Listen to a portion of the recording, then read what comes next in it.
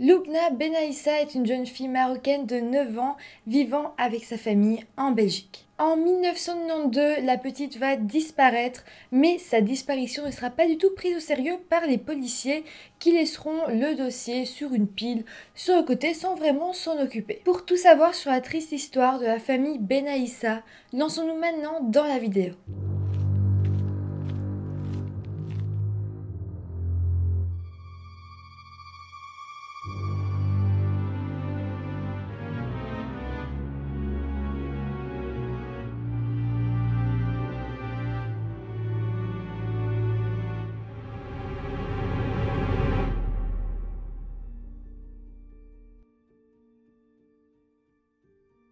Hello tout le monde, j'espère que vous allez bien. Aujourd'hui, je vous reviens à nouveau avec une affaire de mon pays, une affaire belge, que je suis contente de vous présenter. Alors juste avant, j'avais envie de vous proposer quelque chose. En fait, ça fait 1 an que je suis active sur cette chaîne et je me rends compte qu'on ne se connaît pas très bien, que vous ne me connaissez pas très bien en dehors de mes vidéos. Et donc, je me suis dit que peut-être on pourrait faire une petite vidéo FAQ. Comme j'ai pas envie de vous priver d'une affaire de disparition ou de meurtre pour vous parler de moi, je pensais faire cette vidéo en plus, donc on y aurait quand même une vidéo le mercredi et le dimanche, mais en plus de ça, il y aurait une petite vidéo où je pourrais répondre à vos questions. Du coup, si ça vous intéresse, n'hésitez pas à mettre vos questions en commentaire, comme ça je pourrais y répondre. Vous pouvez aussi me les envoyer sur Instagram si vous en avez envie. Et donc voilà, je ferai ça dans les semaines qui suivront. Bon, maintenant assez parlé de moi, lançons-nous dans cette vidéo. Nous sommes en 1992.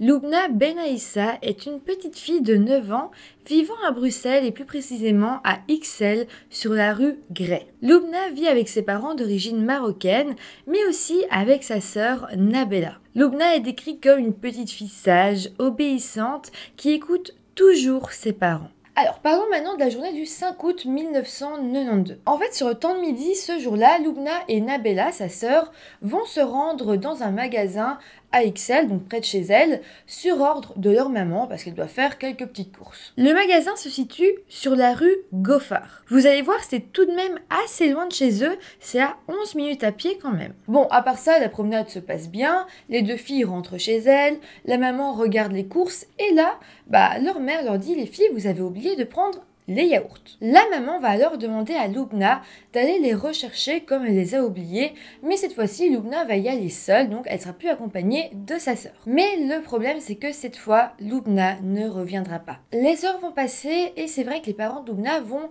devenir de plus en plus craintifs. Ils savent pas du tout ce qui se passe, ils se disent que c'est pas normal que Lubna prenne autant de temps pour aller au magasin et revenir, et donc au bout de quelques heures, ils vont prendre la décision d'appeler la police. La police d'Ixelles va alors avoir la pire réaction possible. On parle d'une petite fille de 9 ans, et eux vont se dire on va attendre, elle a 9 ans, elle a sûrement fugué, et donc les jours vont passer, encore et ils commenceront vraiment l'enquête au bout de 6 jours. Mais bon, 6 jours plus tard, il n'y a pas vraiment d'indices. Alors les policiers, de leur côté, vont juste se dire « Ok, il est possible qu'elle soit partie en fugue, qu'elle soit tombée, qu'elle soit décédée, ou alors peut-être que c'est quelqu'un. » Et donc ils vont un petit peu éplucher les potentielles personnes dangereuses du quartier.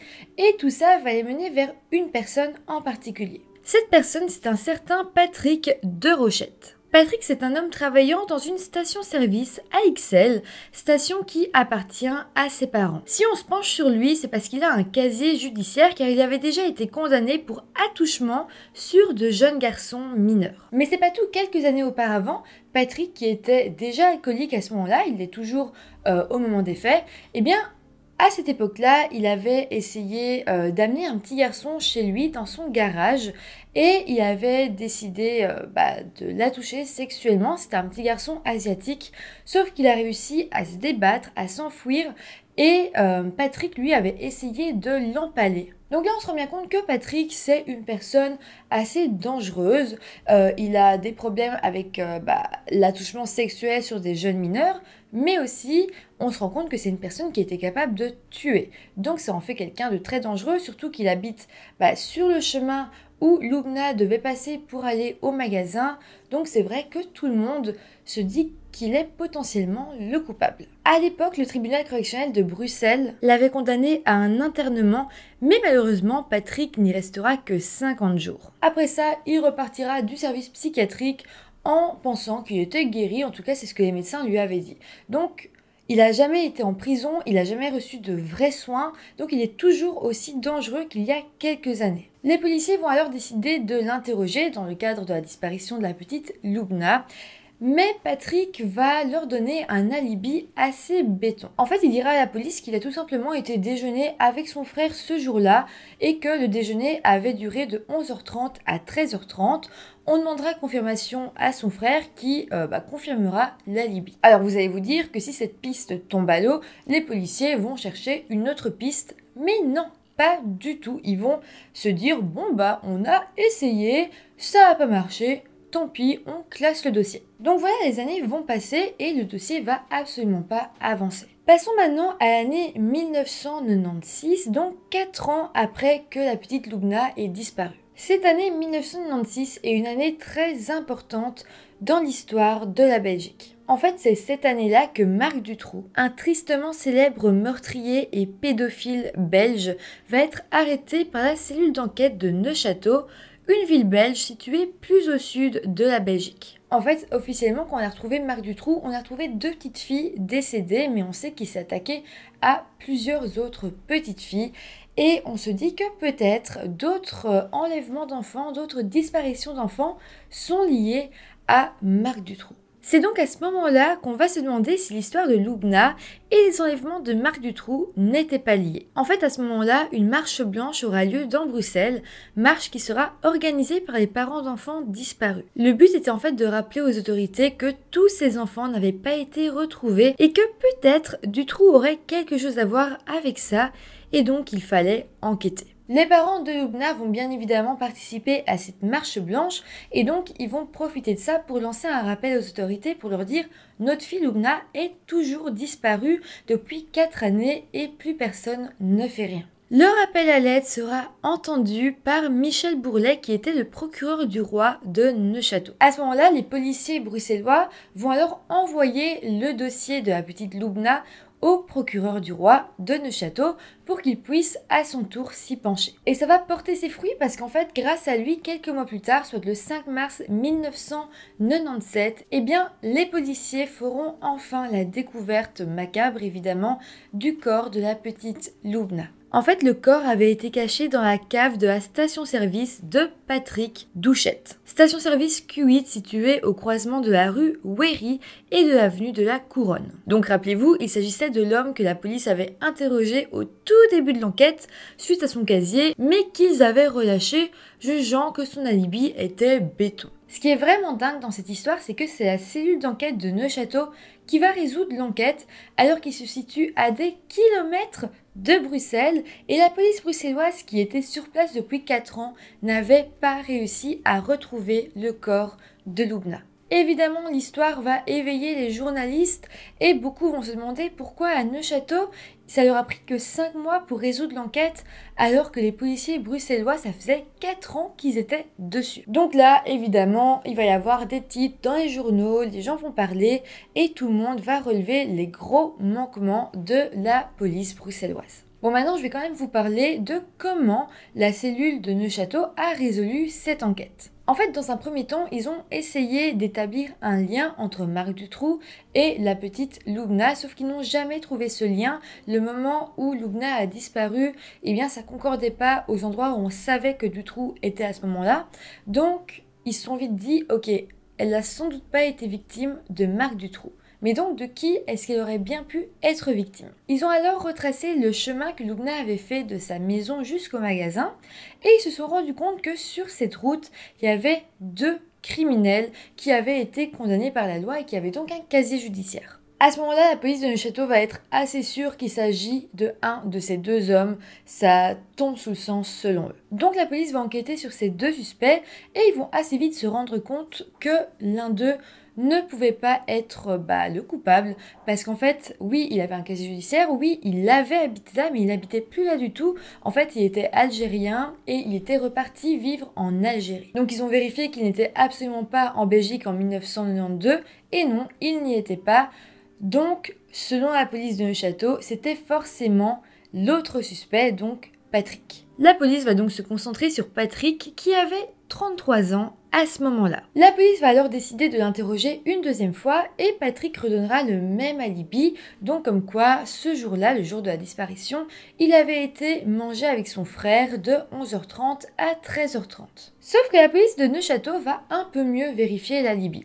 Alors oui, le frère de Patrick dira « Effectivement, j'ai été mangé avec mon frère ce jour-là à midi », mais quand la police dira « Est-ce que vous étiez bien avec lui de 11h30 à 13h30 ?» eh bien il dira non. Le rendez-vous s'est fini plus tôt et il est parti à 12h30. Ça fait que de 12h30 à 13h30, on ne sait pas du tout ce que Patrick faisait et ça correspond vraiment au moment où la petite Loubna a été enlevée. La police de Neufchâteau va alors se demander qu'est-ce que les policiers bruxellois avaient fait en plus de demander son alibi à Patrick pour essayer de prouver qu'il n'était pas coupable. Et ils vont se rendre compte que rien du tout. Ils n'avaient strictement rien fait. Alors ils ont quand même essayé de voir si au moins ils avaient amené des chiens au domicile de Patrick ou à la station Q8 juste pour voir s'ils ne retrouvaient pas l'odeur de Loubna. Mais non, ça n'avait pas été fait. Donc vraiment, Patrick, après avoir donné son alibi, on l'avait totalement laissé tranquille sans rien chercher à comprendre de plus. Mais attendez, parce que c'est encore plus dingue. En fait, la police de Neufchâteau va décider de réinterroger les voisins de la station Q8 au cas où ils se rappelleraient de quelque chose, même si c'était 4 ans en arrière. Et une des voisines dira que le jour de la disparition de Loubna, elle avait entendu une petite fille crier en provenance de la station-service. Et ce qui est dingue, c'est qu'elle dira qu'elle l'avait déjà dit à la police bruxelloise à l'époque, mais qu'ils n'avaient rien fait de son témoignage. Donc à partir de ce moment-là, les policiers de Neufchâteau vont se procurer un mandat et ils vont venir fouiller la station Q8 avec des chiens pisteurs cette fois-ci. Et c'est dingue parce que si on l'avait fait plus tôt, on se serait rendu compte que l'enquête pouvait être bouclée facilement. En fait, assez vite, les policiers trouveront le corps de Loubna dans une malle métallique dans la cave de la station. En fait, la découverte aura lieu le 5 mars 1997 et très vite après, les parents de Loubna et sa sœur vont être reçus le 8 mars par le roi et une cérémonie funéraire en hommage à la petite fille sera alors organisée à la grande mosquée de Bruxelles. Les funérailles réuniront près de 20 000 personnes et seront retransmises sur un écran géant. Le lendemain, donc le 9 mars, son corps sera enterré à Tanger au Maroc, là où les parents sont nés. Pour en revenir à Patrick, il va être officiellement arrêté 2 jours après la découverte du corps, soit le 7 mars 1997. Il sera alors accusé d'enlèvement et de séquestration avec la circonstance aggravante du viol et du décès d'une enfant. Il sera une première fois interrogé et reconnaîtra les faits, mais par contre il dira à la police qu'il n'a pas fait de mal à Loubna, mais qu'elle était en fait tombée contre l'angle de la malle métallique et avait été tuée sur le coup. Il dira alors qu'il avait eu peur et donc il avait caché le corps de la petite fille. Pour ce qui est des parents de Patrick, à qui appartenait quand même la station Q8, ils vont être interrogés et selon la police de Neufchâteau, ils n'étaient pas du tout au courant. C'est vrai que les parents ont été extrêmement choqués quand ils ont appris ce qui s'était passé et on pense vraiment qu'ils étaient totalement innocents dans cette histoire. Par contre, pour Patrick, pendant son arrestation, des psychiatres vont venir le voir et vont lui poser beaucoup de questions. Après que Patrick ait vu plusieurs psychiatres plusieurs fois, les psychiatres qui avaient parlé avec lui vont tous être d'accord pour dire qu'il n'est pas responsable de ses actes, pas responsable légalement, et qu'en fait, il n'est pas bien mentalement, qu'il a une réelle maladie mentale. C'est donc suite à ce diagnostic que Patrick va échapper au procès en cour d'assises. Il sera alors envoyé au centre psychiatrique Les Marronniers à Tournai le 4 mars 1999. Je vous mets une photo de sa chambre sur place si ça vous intéresse, mais par contre après ça, on n'entendra plus jamais parler de lui avant l'année 2015. En fait, en juin 2015, Patrick va être victime d'une agression au centre psychiatrique. Bon, par contre, je précise que son agression n'a rien à voir avec ce qu'il avait fait à la petite Lubna des années plus tôt. Suite à son agression, eh bien, Patrick sera emmené à l'hôpital et il sera mis dans un coma artificiel. Il va rester dans ce coma pendant de longs mois, jusqu'à décéder. Il décédera alors le 14 décembre 2016 à l'âge de 52 ans. Pour ce qui est de la police d'Ixelles, ils vont être sanctionnés un peu après le procès et leur chef d'accusation sera errant dans l'enquête. D'ailleurs, à l'époque, il y avait eu une énorme manifestation dans les rues de Bruxelles pour dénoncer le comportement des policiers. Il y avait aussi une sorte de vague de colère et beaucoup de manifestations faites par des personnes d'origine étrangères vivant en Belgique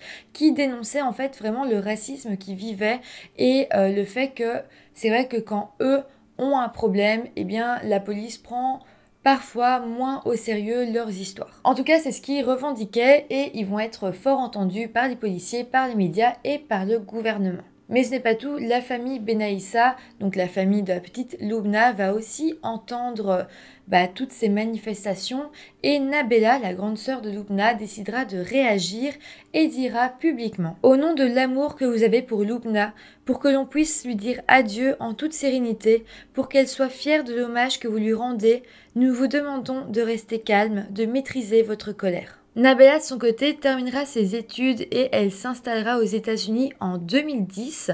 Là, elle a décidé de se lancer dans une carrière d'avocate. Et puis, si vous vous demandez aussi, la station-service en question a été détruite quelques années après le drame. Cette disparition et ce meurtre ont réellement bouleversé la Belgique. Les gens ont été bouleversés par la terrible histoire de la famille. Ils ont été choqués de voir l'abandon total qu'ils avaient reçu de la part des forces de l'ordre pendant des années. Par contre, ce qui est beau dans cette histoire, c'est toutes ces manifestations et ces hommages qui ont été rendus à Lubna une fois son corps retrouvé. En plus de ça, il y a tous les clubs de football belges qui ont fait une minute de silence pour lui rendre hommage. Aussi, tous les conducteurs de métro, tram, bus de Bruxelles ont arrêté tous leurs services pendant une minute pour rendre aussi hommage à Lubna. Donc voilà, on voit réellement toute l'ampleur que ça a pris et je trouve ça assez beau de voir toute la vague de solidarité qu'il y a eu par la suite pour soutenir la famille. Voilà, c'est comme ça que l'histoire se termine. N'hésitez pas à me dire en commentaire tout ce que vous en avez pensé. Aussi, n'oubliez pas à me poser des questions si vous en avez envie pour la prochaine FAQ. Voilà, n'hésitez pas à mettre un petit pouce en l'air à la vidéo si elle vous a intéressé. Vous pouvez vous abonner à la chaîne ou me suivre sur Instagram pour qu'on puisse parler un peu plus après les vidéos. Et je vous dis à très bientôt pour une nouvelle vidéo. Bye!